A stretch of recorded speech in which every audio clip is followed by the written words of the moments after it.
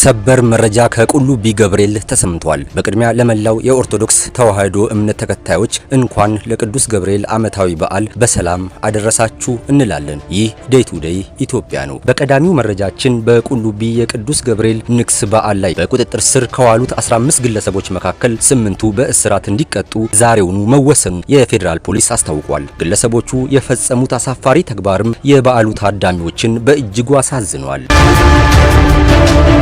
በተያያዘ መረጃ የፖሊስ መግለጫን እንመለከታለን። በተለይ ኦርቶዶክሳውያን የድሬዳዋ ሕዝብን በደንብ ልታመሰግኗቸው ይገባል። የዘንድሮ የቁልቢ ገብርኤል ክብረ በዓል አስመልክቶ የፌዴራል ድሬዳዋና ኦሮሚያ ፖሊስ መግለጫ አውጥተዋል። በበዓሉ ላይ የተከናወነው አስገራሚ ነገር በብዙዎች አድናቆትን አግኝቷል።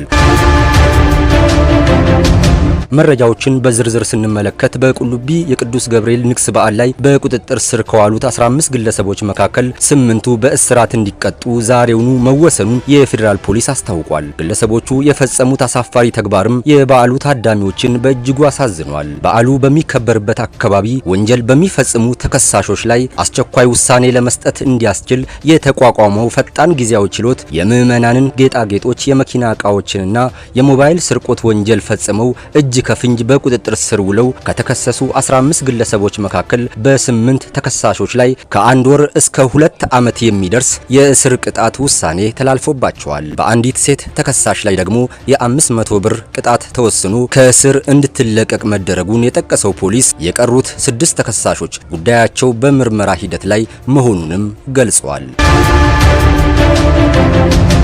በሁለተኛው መረጃችን የፖሊስ መግለጫን እንመለከታለን። በተለይ ኦርቶዶክሳውያን የድሬዳዋ ሕዝብን በደንብ ልታመሰግኗቸው ይገባል። የዘንድሮውን የቁልቢ ገብርኤል ክብረ በዓልን አስመልክቶ የፌዴራል ድሬዳዋና ኦሮሚያ ፖሊስ መግለጫ አውጥተዋል። በበዓሉ ላይ የተከናወነው አስገራሚ ነገር በብዙዎች አድናቆትን አግኝቷል። በየቀኑ የጥንቃቄ መልእክት እንዲደርሳችሁ ቻናላችንን ሰብስክራይብ በማድረግ ቤተሰብ ይሁኑ። ይህ ዴይ ቱ ዴይ ኢትዮጵያ ነው።